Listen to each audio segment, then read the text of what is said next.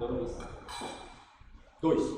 Prostrar-me-ei perante o teu santo templo e louvarei o teu nome, por causa da tua misericórdia e da tua verdade, pois magnificaste acima de tudo o teu nome e a... É uma expressão de adoração forte, bem interessante. O salmista diz assim que ele vai se curvar, ele vai buscar glorificar o nome de Deus numa postura diante, e aí a linguagem é de cultica, de adoração no ambiente público, diante no teu templo. Aí ele faz referência ao espaço de culto, ao local de culto santo, que era o templo.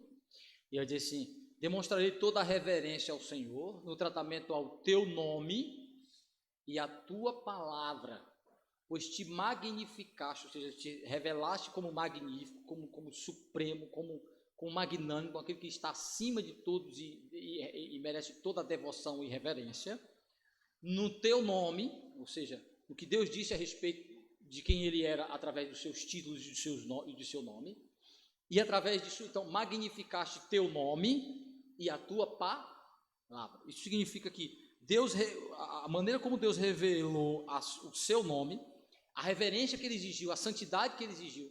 Lembra quando Moisés foi falar com Deus, aí ele criou todo aquele ambiente que ele pudesse ter a sensação de que estava diante de um ser supremo, santo, puro, a sarça ardente. Aí ele diz assim: tira a sandália do teu pé, o lugar que você está é santo. Então ele cria todo aquele ambiente de santidade para dizer assim: Deus está se revelando, tá? Se revelando como um Deus santo, como um Deus puro, que então na sua pureza, na sua magnitude, ele exige reverência, reconhecimento e reverência. Então ele já começa a pedir a Moisés: tira as sandálias, como um ato de reverência, se achegue de uma maneira reverente. E aí o que é que Moisés pergunta? Como é o nome do Senhor? Como é que eu vou dizer para eles lá quem é que está? Então, quando Deus diz eu sou, quando ele diz assim, eu sou Deus, eu sou, ele está atrelando a revelação de sua santidade ao seu nome. Assim, eu sou santo, e sendo santo sou digno de reverência, de santificação. Então, magnificou seu nome, revelou magnânimo, e sua palavra. Então, o mesmo tratamento que exigiu de Moisés e do povo de reverência ao falar do nome de Deus, também a sua palavra. Então, ou seja, o mesmo atributo da palavra é o atributo de Deus, santidade. Revelou a sua palavra como sendo santa. Por isso que quando a palavra de Deus é lida e pregada, devemos demonstrar a mesma reverência, o mesmo respeito, a mesma santidade, como se estivéssemos diante de Deus em pessoa. É isso que ele está dizendo. É exatamente isso que ele está falando. Ele está assim: magnificou, eu te exalto, eu me curvo com toda a reverência diante do Senhor, porque o Senhor magnificou teu nome e tua palavra. Então, como é que ele ia demonstrar toda a reverência a Deus no culto? Ao lidar com o nome de Deus e com a palavra de Deus. Como é que eu demonstro reverência a uma pessoa que eu não estou vendo? Como é que eu demonstro a reverência a uma palavra que é invisível para mim? Uma pessoa que é invisível para mim, mas que se materializa e se revela e se torna presente através de elementos escolhidos por ele para representá-lo. Ó, como é que Deus está presente no nosso meio? Como é que Deus está presente em nossa vida? De maneira espiritual e materializado nos elementos que ele deu: palavra, sacramentos, sua presença figurada, simbólica, representativa. Então, assim, eu te exalto na reverência ao que o Senhor revelou, representação de tua magnitude, teu nome e tua palavra. Sim, irmão Tiago. Também elementos cultos, né? Elementos de culto. Sim. Porque na antiga aliança a gente vê em vários momentos os homens ali fazendo menção de lançar sorte, né? Utilizando isso como busca de orientação divina. Tem um momento ali de meio anunciado, né? Não tinha muita tanta clareza assim, então se recorria a isso, né? Era válido? Você está perguntando se era? Sim. Assim, Mas a nova aliança, aí tá. No Novo Testamento a gente vê isso na escolha de um substituto de Judas. Os apóstolos recorrendo lançando sorte sobre Matias e sobre um outro aqui agora, né? Mas eu quero ler só o texto rapidinho. Pode ler. Então propuseram dois, José, chamado Barsabás, como apelidado Justo, e Matias. E orando disseram: Tu, Senhor, que conheces o coração de todos, revela-nos qual destes dois tem escolhido, para preencher a vaga nesse ministério, no caso de Judas, né? E os lançaram sortes, vindo a sorte recair sobre Matias, sendo então votado no lugar com Judas. Então, eu queria saber se hoje existem ainda temas que são bem, assim, não são tão claros. Existe discussão ainda na igreja, né? Estava vendo um vídeo um dia desse aí ao vivo sobre a questão sobre se as mulheres poderiam pregar, não ser ordenadas ao ministério, como diaconia, né? Mas se elas podiam pregar no culto público. E estava ali no centro daquele debate Augusto Nicodemos e Josafá Vasconcelos. Um defendendo que não, porque ali era exercer autoridade sobre homens, e o outro que sim, desde quando não fosse ordenado. Né? A partir daquele princípio que a mulher profetizava na igreja de Corinto, e profetizar, aí, de certa forma, pregar as escrituras. Eu queria saber, num assunto como esse, que existe esse ponto de discussão, né? Seria cabível fazer algo do tipo aqui, lançar sorte, ou isso aí, de fato, seria um imprudência? Primeiro a gente precisa entender como era a prática de lançar sorte na antiga aliança, né? E se o que os apóstolos estão fazendo é necessariamente a prática judaica de lançar sorte. Provavelmente não. Por que provavelmente não? Porque geralmente o lançar sorte, a prática de lançar sorte estava associado a Turim e Tumim. Eram duas pedras que eram utilizadas, eram pedras da roupa sacerdotal. Então acreditava-se que ali também era instrumento de revelação. Tá? O que seria lançar sorte para nós, na nossa visão ocidental? É jogar dado, é jogar búzios. Eu não vejo judeu jogando búzios e jogando dado. Então, o lançar sorte deles estava associado, principalmente depois do período do cativeiro. Você vê lá na pop história de Esté, lançar sorte estava associado ao uso de Urim e Tumim, que eram duas pedras usadas na estola do sacerdote, que ali entendia-se ser também instrumento de revelação. Então aí era uma forma de Deus guiar o povo através de instrumentos revelacionais. Tá? O lançar sorte no Novo Testamento provavelmente esteja associado, a própria linguagem lá grega, é possível que esteja associado a um tipo de eleição. Daí é onde a gente tira o princípio presbiteriano de eleição, por exemplo. Tá? Veja qual foi o critério primeiro. Primeiro eles usaram alguns critérios importantes, critérios de escolher dentre os que eram discípulos, provavelmente aqueles 70 que Cristo usou. Então, já eram discípulos, tinham visto Jesus. Então, critérios apostólicos, para ser apóstolo. Por isso que a discussão, Matias é o 12º apóstolo de verdade, ou ele é um equívoco dos apóstolos? E o 12º substituto de Judas é Paulo. Ou Paulo é 13º porque Matias realmente foi escolhido. É uma discussão que existe, né? Eu acho que Paulo é 13º. Mas o que acontece? A escolha de Matias, ela primeiro passa por alguns critérios importantes. Eles dizem assim: vamos escolher alguém dentre os que desde o início estavam conosco, alguém já tem um testemunho de fé, tá?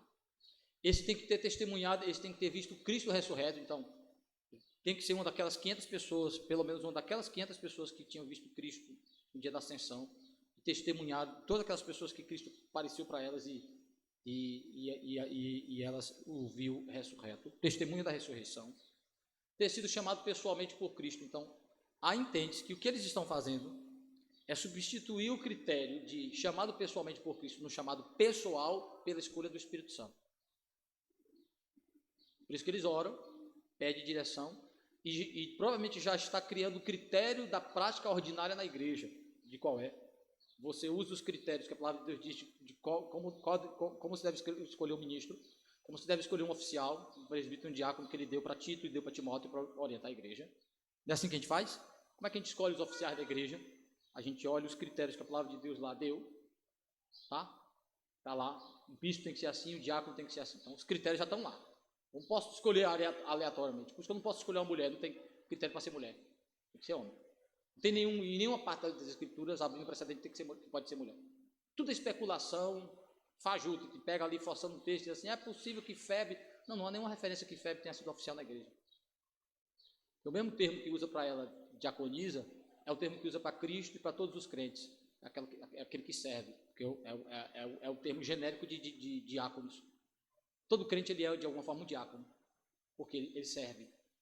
Porque Cristo era um diácono, nesse sentido que tinha o espírito diaconal.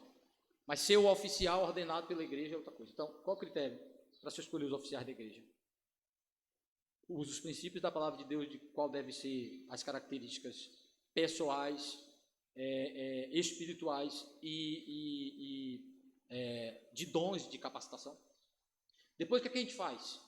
A gente ora, pedindo a direção do Espírito Santo do Senhor, bota a igreja em oração para pedir a direção do Senhor. E por último, o que a gente faz? Uma eleição. Uma eleição. Finalmente a gente usa a escolha humana, submetido à orientação do Espírito, usando os critérios da palavra de Deus. Você olha para a escolha de Matias, parece que tem isso aí. O que você tem aí? Você tem ilusão dos critérios de que era um apóstolo, que era a definição de um apóstolo. Tem que ser chamado pessoalmente por Cristo, ter testemunhado, ter sido instruído pessoalmente por ele, chamado pessoalmente, instruído pessoalmente por Cristo e ter sido testemunha da ressurreição. Por isso que o apóstolo hoje é mentiroso. Hoje não existe apóstolo. Não foi chamado pessoalmente por Cristo, não foi instruído pessoalmente por Cristo. É tanto que Paulo passa em uma carta, segunda carta aos Coríntios, todinha defendendo seu apostolado. E um dos argumentos mais fortes dele é: eu não recebi o meu evangelho de ninguém, recebi do próprio Cristo, recebi do próprio Cristo. Por que ele invoca toda hora esse argumento? Porque para ser apóstolo tem que ter sido instruído pessoalmente por Cristo para ser enviado para pregar.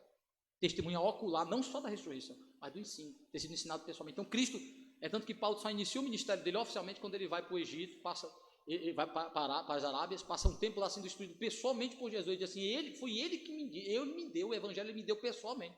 Então Jesus veio várias vezes para Paulo, pessoalmente ensinar Paulo. Nenhum apóstolo ensinou Paulo, não teve nenhum apóstolo que instruiu Paulo. Ele ainda diz isso: eu não fui lá para falar com Cefas, não fui para falar com Tiago, com João, com nenhum.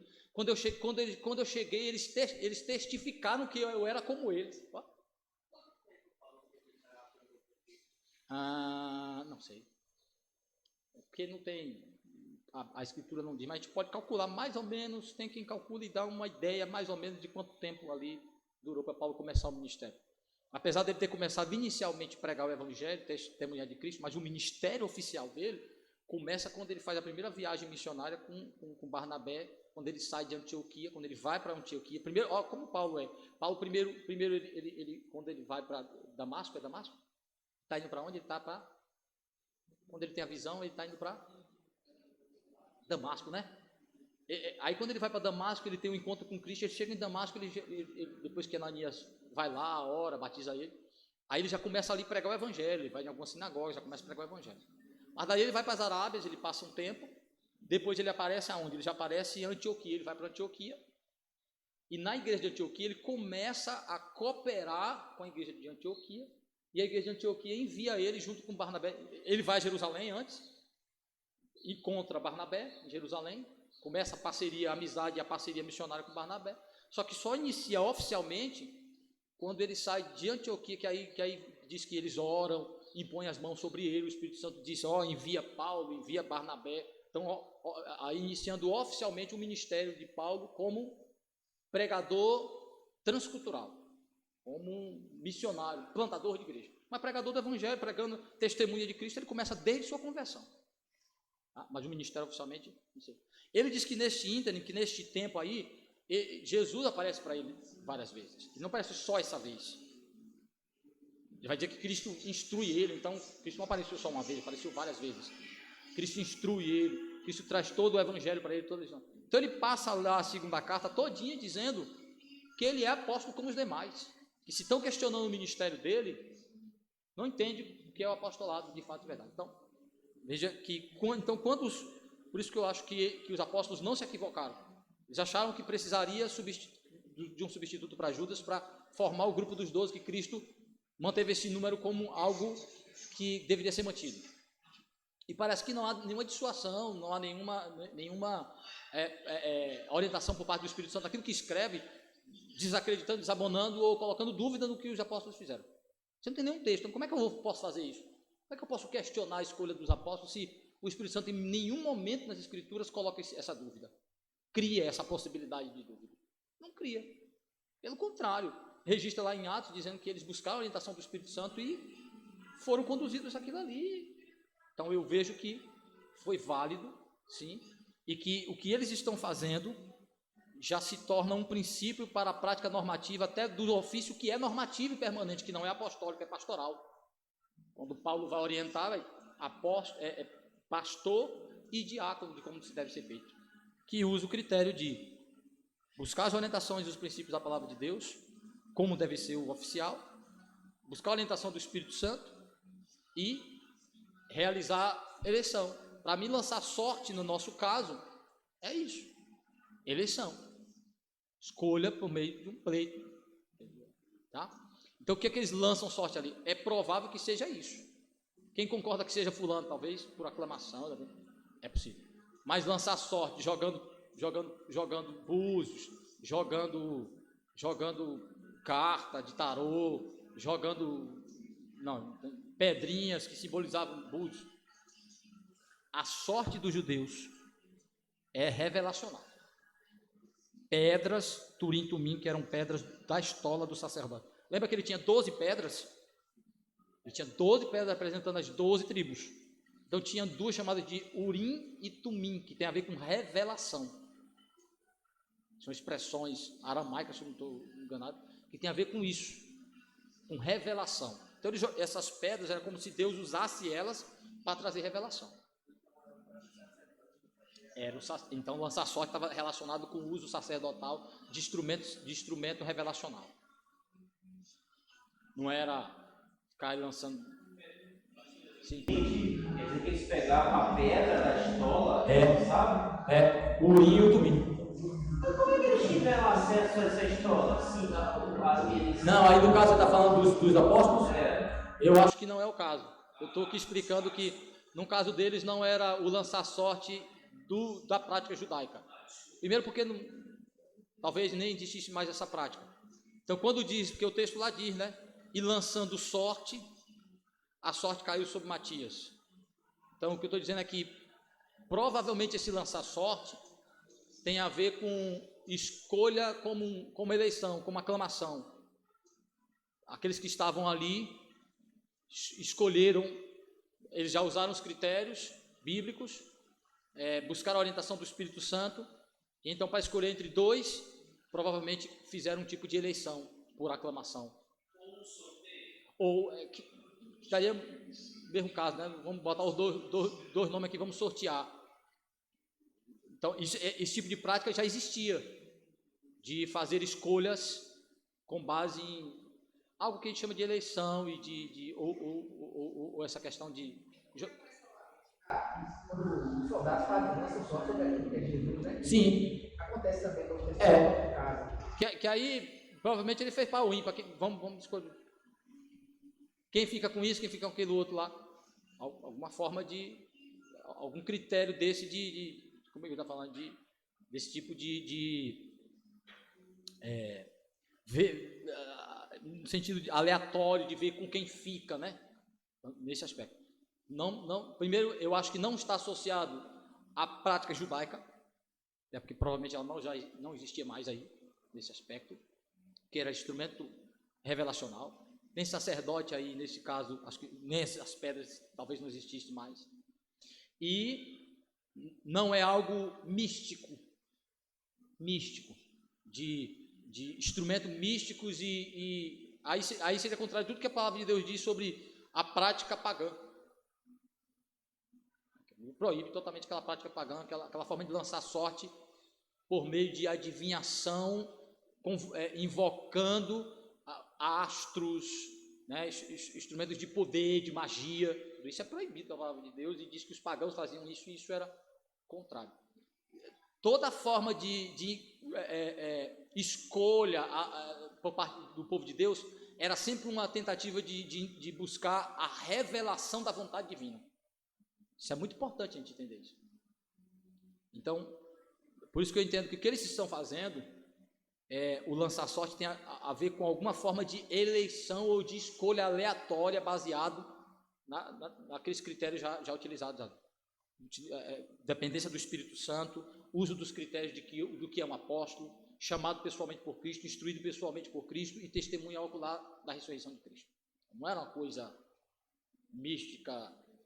Então, orientação bíblica, orientação do Espírito Santo e ação humana, agindo aí provavelmente por meio de uma escolha aleatória baseada nesses critérios. Certo? Aí, essa questão que você falou lá da mulher pregar e não pregar, e deixa para outro momento, né? Nesse caso eu faço parte do grupo do Josafá Vasconcelos, né? E concordo plenamente com ele que, primeiro porque tenho muito respeito pelo pastor Augusto, acho que ele é um dos maiores teólogos que a Igreja Presbiteriana tem, e o Brasil, quiçá o Brasil, mas ele segue, quando ele trata sobre esse assunto, ele segue o pensamento do Wayne Grudem, que é um reformado, entre aspas, que nesse aspecto ele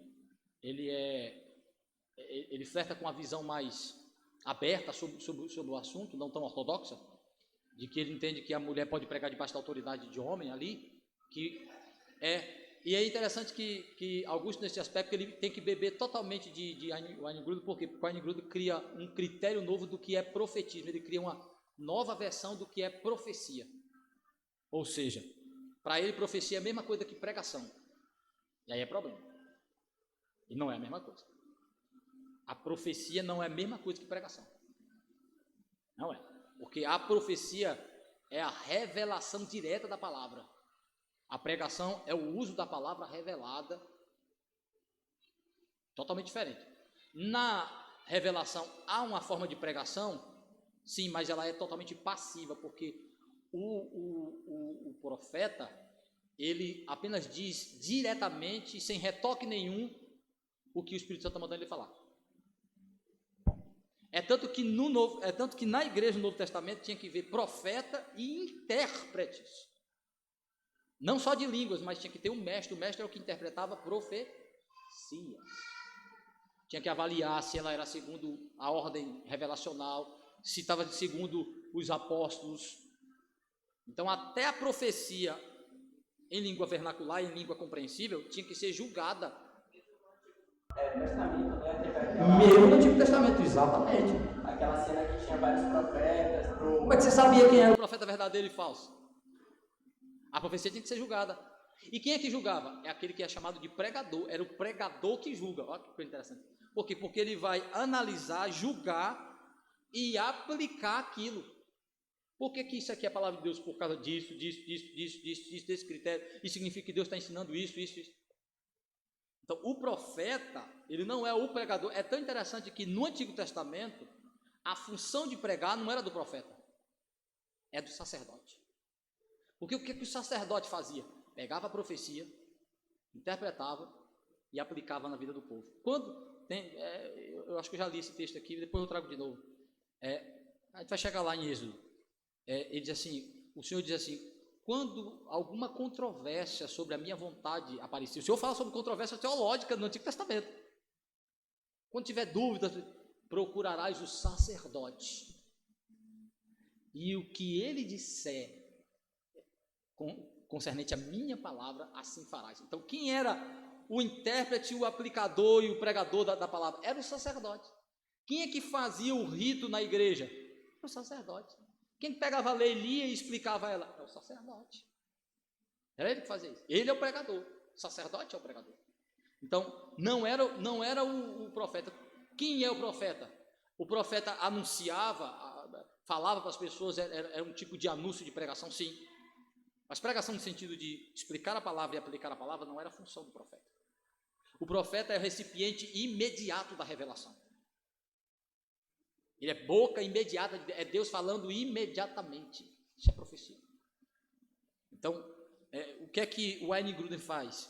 Ele pega o conceito de profecia no Novo Testamento e diz que existe um tipo de profetismo que é pregação e instrução imediata. Daí ele dá margem para os pentecostais dizer que as pessoas continuam sendo instruídas com profecia de orientação prática para a vida. Não é para trazer novas revelações sobre Cristo. O Wayne Grudem deu muito pano de manga para os pentecostais. Muito.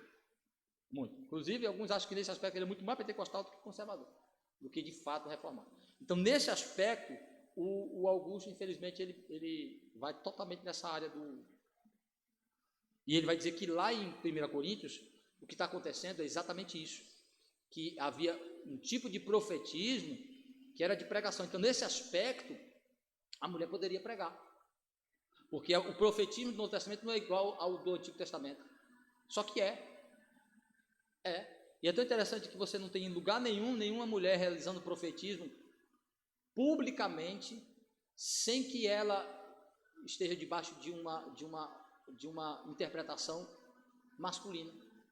É tanto que Paulo vai dizer que quando elas profetizam devem estar cobertas, e essa cobertura não é só o véu. Mas aí, então significa que ela pode pregar. Mas aí você está dizendo que profecia é pregação pastoral, e não é. Profecia é revelação de recipientes passivos, totalmente passivos, porque a palavra ainda está sendo dada. Então, neste caso, as mulheres eram como os homens instrumentos da revelação direta. Cessado porque a escritura já foi dada. Esse aqui é o ponto. Por isso que o entendimento que quando Paulo chega em Efésios 4, o que é que ele vai dar em Efésios 4? Ele vai dar os ofícios de revelação da palavra e de pregação dela. São os ofícios que ele dá lá. E deu uns para profetas, apóstolos, evangelistas, pastores e mestres. Por que essa ordem? Recipiente direta da revelação. Profeta, apóstolo, evangelista. Pastor e mestre. Recipiente permanente da pregação. São os ofícios permanentes. Esses trazem a palavra, esses pregam a palavra. Pastores e mestres. Os que pregam e ensinam a palavra de Deus. Já dada. Então, as mulheres entraram no grupo das profetisas, junto com os homens, trouxeram algumas revelações. Mas eram totalmente passivas. Não exerciam a autoridade do ensino, que é o que Paulo vai chamar de autoridade de homem. Ela não pode exercer a autoridade de homem. O que seria aí a autoridade de homem? Se você pegar todo o capítulo, Paulo está falando sobre ensino, instrução, pegar a palavra e explicar e dar ordem. É isso, a palavra significa isso, faça assim. Que é o que o pastor faz. Pega a palavra, interpreta e aplica. Diz, é isso que a palavra de Deus está dizendo. É isso que você tem que fazer. Isso é exercício de autoridade masculina. Questão de entendimento de Paulo. Você olhar, Paulo está criticando, algumas mulheres estão sendo estimuladas para fazer isso. Então, nesse aspecto aí, eu fico com o pastor Josafá, que o entendimento que Paulo está falando lá é que exercício de autoridade masculina é a autoridade do ensino e da pregação, o exercício da autoridade de dizer finalmente o que é que tem que se fazer com aquilo, de dar orientação, condução, ter a palavra final de orientação. Diferente de você ser um recipiente passivo de revelação. Que é o ponto, que essa é a distinção. Então vamos lá. Para a gente continuar aí, só situando. Salmo 138, 2, já foi lido. 1 Coríntios 11, versículo 24 a 29. Então, a palavra, sacramentos e oração. Tudo está relacionado a Deus e a sua santidade. Então, eu devo demonstrar reverência à santidade de Deus, demonstrando reverência à sua palavra, aos sacramentos e à oração. Quem achou aí? 1 Coríntios 11, de 24 a 29.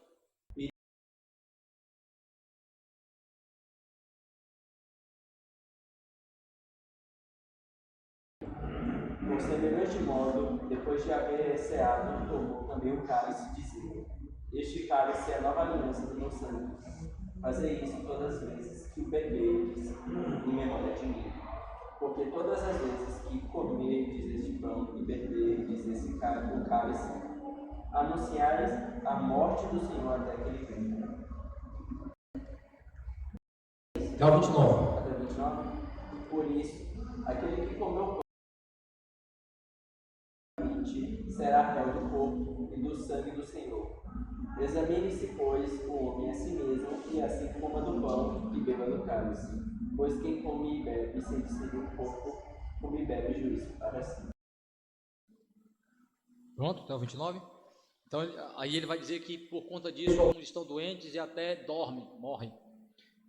A ideia de que comer indignamente, aí a ideia tem a raiz na profanação, o sentido aí é profanar, é não dar o devido valor e reconhecimento do sentido santo que aquilo tem, que o Senhor separou para representar a santidade de seu sacrifício, de sua obra.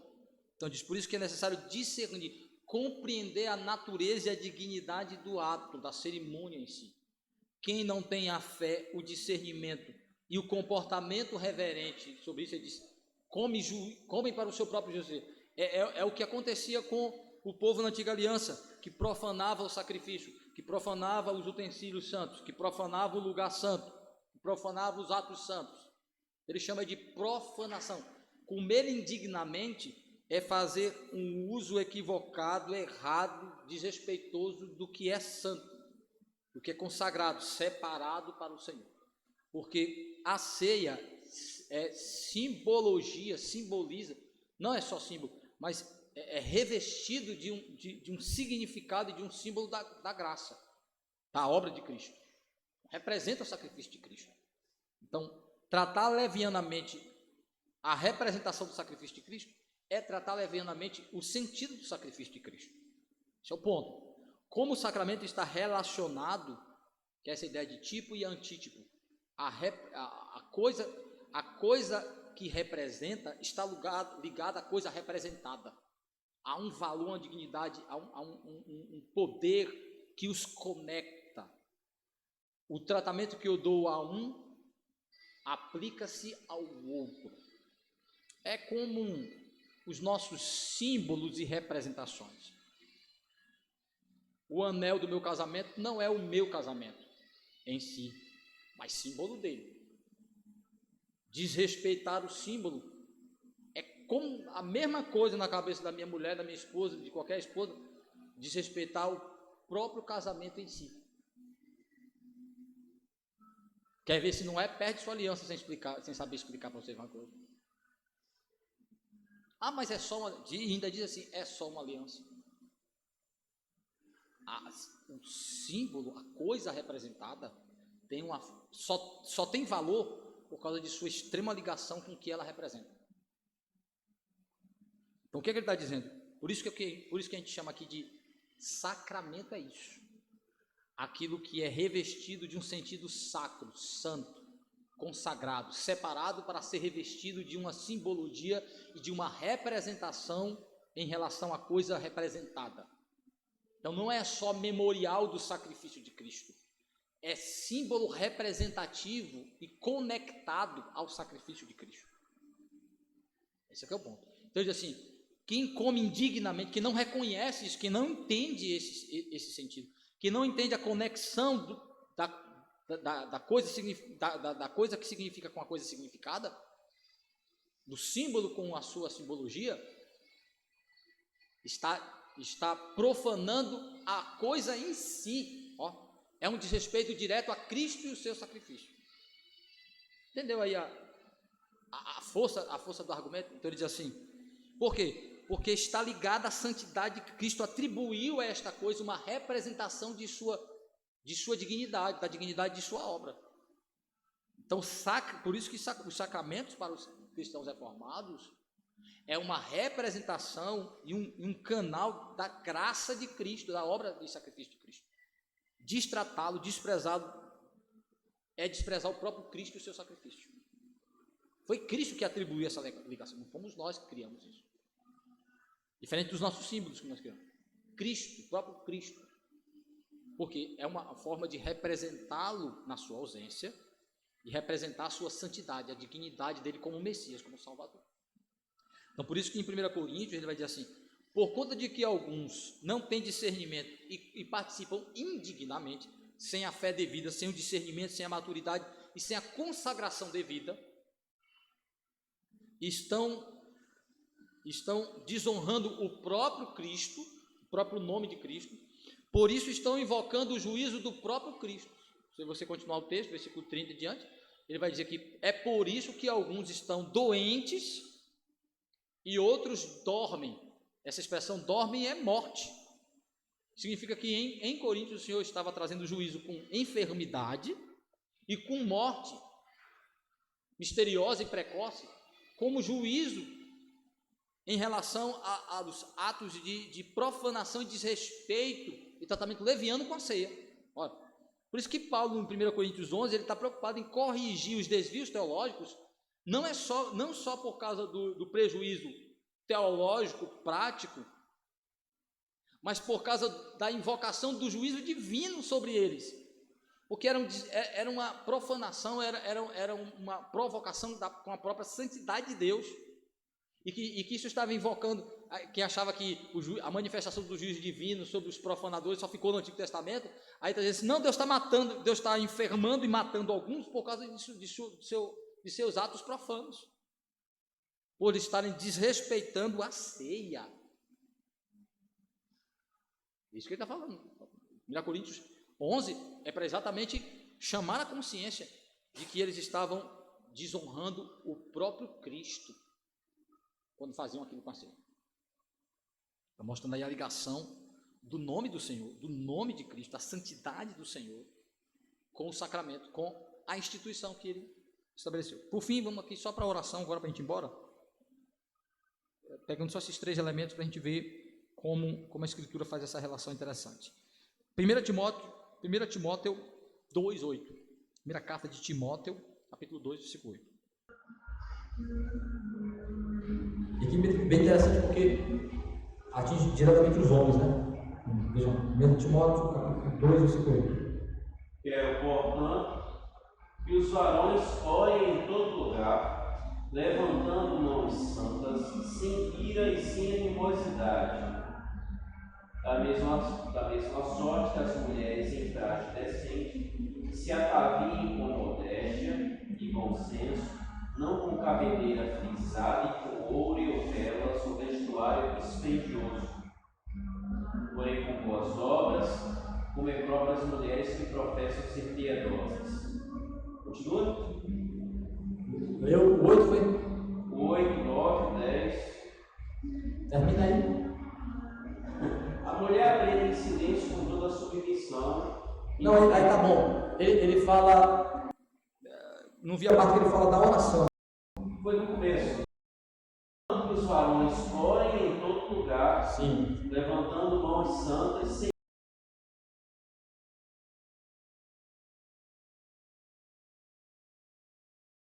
Fala das mulheres já, né? sobre o trajar delas. Parece que vê a parte final, depois que ele fala do adorno das mulheres, o último versículo aí. Aí fala, e não permitam nem sim, Tá. Não é essa parte. Mas eu acredito que vai ser em Tito, se eu não estou enganado, mas essa parte de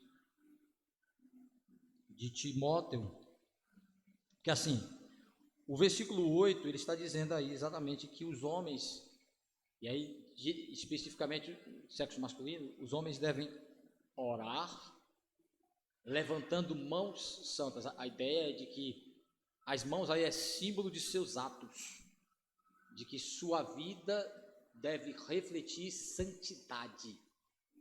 Esse é o ponto. E que as suas orações, que é o texto que eu uso para dizer que, nesse caso, ele está falando de homens fazendo orações públicas, como representantes, como líderes de suas famílias, e que o seu ato de se expor publicamente, para orar como um líder, como representante, esteja associado a uma vida de santidade. Que ao orar como um líder, como um representante, não seja desabonado, que ele seja visto como quem tem vida pura, vida santa diante do Senhor. Como a oração está associado à santificação, que a oração, o ato de orar também é um reflexo de uma busca de comunhão com o Senhor e de honrar o Senhor através de uma vida santa. E o que eu queria trazer, acho que é Tito, se eu não me engano, quando ele fala que por isso, que os homens devem fazer isso para que suas orações não sejam interrompidas. E agora... É 1 Pedro capítulo 3, né? Deixa eu ver se é 1 Pedro capítulo 3. Vê aí se é 1 Pedro capítulo 3. Acho que é, né? Ele fala de tratar a mulher com honra, com dignidade. Isso. Com discernimento, e tendo toda a consideração da mulher como parte mais frágil, tratada com dignidade, porque sois justamente herdeiros da mesma graça divina, para que não seja interrompida as nossas orações. Então a ideia de orações interrompidas aí é a ideia de orações desassociadas a uma vida de santidade. Certo? Então ele está colocando honrar o Senhor com a vida associada ao ato de orar. A oração como expressão de honrar o nome do Senhor. E que isso não pode estar desassociado, porque assim, eu estou falando com Deus, mas a prova de que eu vivo uma vida de santidade, de buscar a honra do nome do Senhor, não é só quando eu estou falando com Ele, é quando eu estou falando também com as pessoas. Que a oração deve refletir essa vida de honrar o nome do Senhor na maneira como eu trato os outros. E aí ele pega os mais próximos, assim, o esposo trata a esposa e vice-versa. Então, como ele está associando aí a oração com a santificação do nome de Deus, que quando eu me apresento com toda aquela reverência em oração, isso não reflete o proceder reverente diuturno, é hipocrisia, é falsa. Orações interrompidas, orações falsas, que elas não correspondem a uma verdade de expressão, de santificação do nome de Deus. Principalmente tratando-se de orações públicas. Ele está falando de orações, principalmente de orações públicas. Porque ela está refletido com um proceder público de honrar o nome do Senhor. Veja como é interessante isso, né? A gente às vezes não consegue entender a profundidade da ideia de oração pública. Uma coisa é a sua oração particular, é você e Deus, em sua casa, em qualquer lugar que você queira orar. Mas as orações públicas, elas têm... Tanto que Jesus, quando ele foi criticar, ele criticou muito mais as orações públicas do que orações particulares. E desencorajou as orações públicas, encorajando as orações particulares. Dizendo, vocês querem se mostrar realmente santos? Não fique se mostrando para as pessoas. Entra no teu quarto, ora. Mas quando vocês forem orar publicamente, certifiquem-se de que vocês estão, de fato, confirmando com a oração uma vida e um proceder de santidade. Que quando você ora publicamente, você está chamando atenção para a sua fé, publicamente. Então a oração também é um testemunho de fé. Então, ele diz, quando você pratica principalmente orações públicas e não tem um testemunho de honrar o Senhor no dia a dia, no proceder, isso é falso. Como a oração está associada a honrar o nome do Senhor, a santificar o nome do Senhor. Então, aí o ponto é exatamente esse. Por isso que quando não há essa conexão, essa verdade entre a minha fala com Deus e a minha vida de santidade, é mentiroso o que eu estou fazendo com a oração, é falso, e eu estou deturpando, profanando o propósito da oração.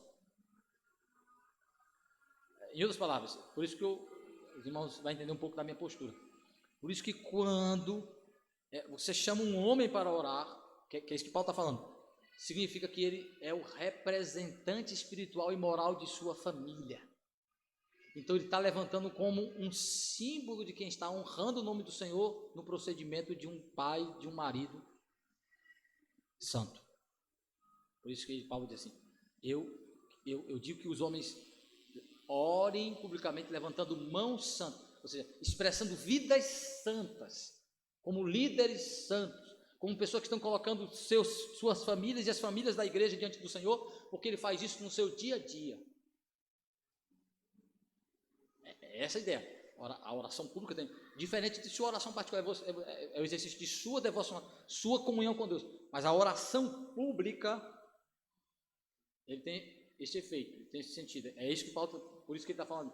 As orações também são expressões de fé e de testemunho de que eu estou como um líder na minha família, honrando o nome de Deus, e estou colocando diante de Deus a minha família, consagrando como um líder que honra e santifica o nome do Senhor no proceder diário com a minha família. Vejo diferença porque isso supõe que eu sou duas pessoas diferentes. Não, isso significa que eu estou realizando dois atos com propósitos diferentes. Mas os dois não são feitos pela mesma pessoa. Você está falando o quê? Em relação ao quê? Porque quando Oração particular e oração pública? Sim. Quando o senhor divide, Sim. está supondo. Porque eu vejo dessa forma, quando o senhor divide, parece que são duas pessoas. Aqui eu sou isso, aqui eu sou aquilo. Não, aqui eu tenho um papel e uma função, e ali eu tenho outro papel e outra função. Tá? Aqui você não é estudante de química, você não é estudante de farmácia. Lá na faculdade você é. Mas você é duas pessoas porque aqui... Não, são coisas distintas. Neste caso são distintas, mas se correlacionam. Mas são distintas, têm suas distinções. Estou pontuando as distinções entre elas. Então, mesmo sendo atos... mesmo sendo devocionais de culto, de adoração ao Senhor, tem propósitos, tem funções diferentes. E é nesse aspecto, é por isso que ele está dizendo assim, que nesse aspecto exige-se uma postura que demonstre claramente e publicamente. Claro que, tratando-se da oração particular, também eu posso ser hipócrita. Mas por que Jesus falou, quando Jesus falou assim, quando você orar, evite orar em público, vai no seu quarto e ora.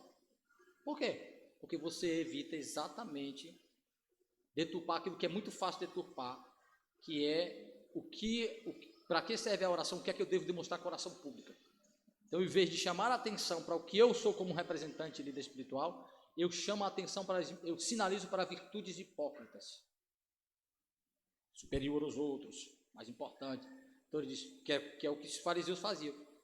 Jesus disse que eles deviam parar de orar publicamente? Não. Mas evitar, transformar a oração, que deveria ser muito mais em particular, por isso ele disse, ore em particular, e o teu pai que em secreto, porque a oração pública, ela é pontual e específica, ela tem um objetivo. O cultivo de minha devoção tem que ser em particular. A maior parte da sua atividade religiosa, Júnior, é particular. Tem que ser em secreto e em particular. Porque a tendência de você transformar os atos particulares em atos públicos, em hipócritas, é muito fácil. Tem uma extensão da nossa fé, um testemunho da nossa fé. Sim. Ao orar em público. De forma em prática, certa vez, quando eu congregava lá ainda, tinha um homem orando no culto, deram oportunidade, porque lá foi uma oportunidade, né? Sim. Aí tinha um cara orando. Aí, no outro dia, um rapaz me abordou e falou: Tiago, tem cá, eu passei frente à tua igreja, ele falou assim, frente à tua igreja, e fulano tal estava orando. Rapaz, como é que você dá um microfone para um cara daquele orar? Falou, tem assim, porque o testemunho do cara é um testemunho podre. Aí eu pergunto a Júnior, ele orando na casa dele, tinha esse efeito que teve oração pública? De jeito nenhum. De jeito nenhum. Eu falo assim mesmo, né? Se é que ele ora na casa aí. Os bodes oram. Tá entendendo, Júnior? É o que aquele ato público significa e está sinalizando. Esse é o ponto. Por isso que Jesus, por isso que Paulo o tempo todo, cuidado, para que vocês não tornem instrumento de escândalo dentro e fora da igreja. E está falando principalmente dos atos públicos. Principalmente. Porque os efeitos danosos são maiores, são muito maiores. Entendeu, Júnior? Por exemplo, diferente, por exemplo, minha queda como um crente comum é uma coisa, mas minha queda como um líder, como alguém que usa o púlpito, é a mesma coisa? Tem promessa também de permissão para. Não sei agora qual texto que fala que ai daquele pela qual o nome é Sim. E Jesus diz assim, aí daquele que fizer tropeçar um desses meus pequeninos, está falando de líderes que induzem ao erro, que acabam estimulando ao erro. Ele diz assim, muito maior juízo. Então, veja que tem uma diferença aí. Tem uma diferença. Tem um aspecto de igualdade, em um aspecto é igual, aí Júnior está perguntando, por exemplo, Júnior, existe pecado, pecadinho, pecadão? Em um sentido sim, em outro não. Em que sentido não tem? Todo pecado é merecedor de condenação ao inferno. Tem um grau de efeito e de consequência temporal diferente. Tá? Uma mentira é diferente de um homicídio. Bem diferente. Bem diferente. Mas vai receber a mesma condenação final. E a Bíblia fala que existem pecados mais hediondos que outros, pelos seus efeitos temporais e consequências imediatas. Existe também alerta para essa liderança da igreja ser continuada com esse. Por exemplo, eu conheci na vida daquela pessoa a questão de levantar uma santa, você chegar num público, ou sei lá, no evangelismo, e dar a oportunidade para fazer uma oração, você deve falar assim. E o alerta é sobre isso aí mesmo. Agora, pastor, Sim. Voltando ao texto de Timóteo, sim. Esse levantar mãos santas é meramente simbólico, ele não imprime uma ordem realmente direta de levantar a mão. Existe uma discussão se tem uma literalidade no ato de levantar as mãos. O que ocorre é que você não tem outros textos que indiquem que essa prática literal existisse, de levantar a mão, a não ser no Antigo Testamento. E o que é que existia no Antigo Testamento? Existia oração com mãos levantadas quando eram feitas fora do templo. Sabe hoje os muçulmanos orando em direção a Meca? Era mais ou menos assim. Tá? Salmos dizendo assim, levantai as mãos, estavam associados a apontar para o lugar santo, o lugar onde Deus se revelava, para indicar que você está orando em nome daquele Deus santo que se revelou naquele lugar santo. É uma forma de indicar a relação, que Deus era esse. Que aí você chega no Novo Testamento, esses indicadores de objetos e lugares santos especificamente, perdem valor. O próprio Jesus vai explicar que agora Deus é invocado em qualquer lugar, de qualquer lugar, em nome de Cristo. Então, já vou lá, onde é o lugar santo no Novo Testamento? Jesus, a expressão de fé em Cristo. Cristo é o templo e o lugar santo. Então, o entendimento que quando Paulo diz levantar a mão santa, ele está usando o ato literal judaico, com o sentido espiritual que o ato judaico tinha, que era apontar para o lugar santo, agora como um símbolo de vida apontada para Cristo, de vida relacionada para Cristo. Então a ideia, alguns acreditam que seja figurado o ato de levantar as mãos, mas que é literal a vida exposta. Que o fato do indivíduo levantar para orar publicamente como líder espiritual de sua família ou da igreja, que no caso o homem, ele está chamando, é como o judeu orando em direção ao templo de Jerusalém. Então ele está orando, apontando a sua oração e a sua vida para Cristo. Então achar desconexão entre sua oração e sua vida é dizer que ele está com as mãos contaminadas, sujas, impuras. Então, como você não tem, viu, Gustavo? No Novo Testamento, em Atos, em nenhuma carta, em nenhum testemunho do Novo Testamento, em nenhum testemunho histórico, de que houve um entendimento literal da prática, que existia essa prática de oração com mãos levantadas. Então indica que o entendimento aí não foi literal. Ele foi um entendimento simbólico, mesmo partindo de elementos literais, como era o caso dos judeus fora do templo. O judeu dentro do templo não levantava a mão, porque ele estava no lugar santo. Então, como entendimento de que Cristo se tornou o lugar santo dos cristãos, Cristo é o templo dos cristãos, e que eu não preciso mais apontar a mão para um lugar, mas a minha vida para alguém, ou seja, a minha vida apontada para Cristo, a minha vida em conexão com Cristo, ou seja, eu demonstrar que eu sou um cristão autêntico em Cristo.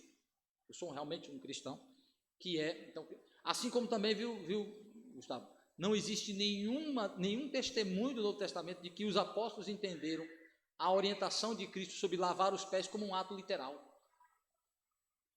Jesus disse lá para os seus discípulos, assim como eu vos lavei os pés, lavai os pés uns dos outros. O catolicismo transformou isso em um ato literal.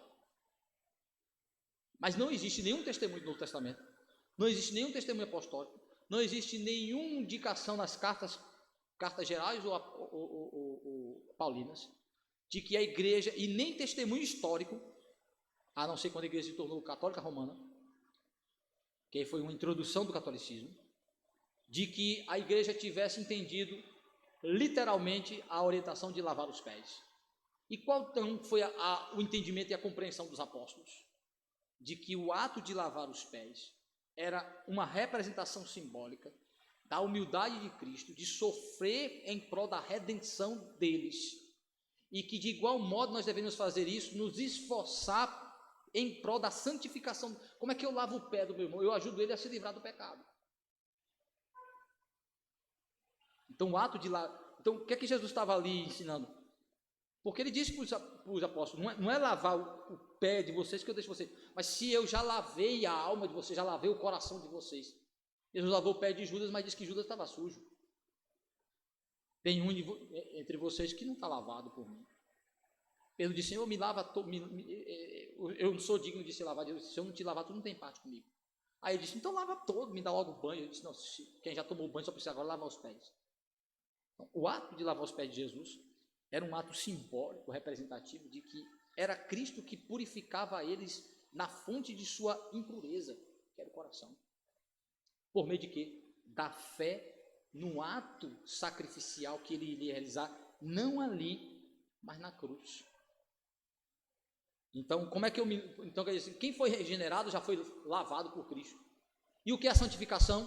Lavar os pés todo dia no sangue de Cristo. O que é confessar pecados? Lavar os pés todo dia no sangue de Cristo. Como é que eu ajudo meu irmão a lavar o pé? Eu dizendo para você, Gustavo, isso é pecado, meu irmão. Se livre disso, peça perdão a Cristo, abandone essa prática. Eu me importar com a sua santificação, assim como eu importo com a minha. Isso é lavar os pés dos outros. Então, a igreja nunca entendeu isso como um ato literal de uma cerimônia mística sendo reproduzida.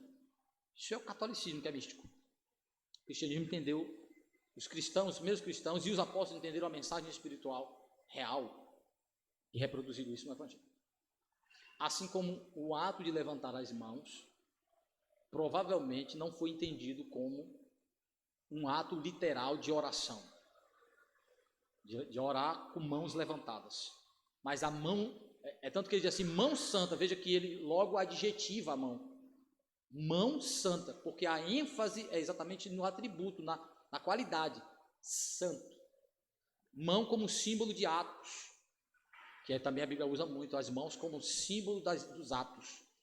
Então, homens que se levantam, junto com a sua voz alçada, uma vida alçada de santidade. Entendeu aí? Temos essa compreensão, né? Sim, vai a gente embora. Sim, vai. Ainda bem que a gente vai almoçar, pelo menos que trouxeram comida e vamos almoçar aqui, né? Então, meus irmãos, com oração silenciosa, encerramos. Que Deus nos abençoe, nos dê graça, nos ajude a compreender a sua palavra.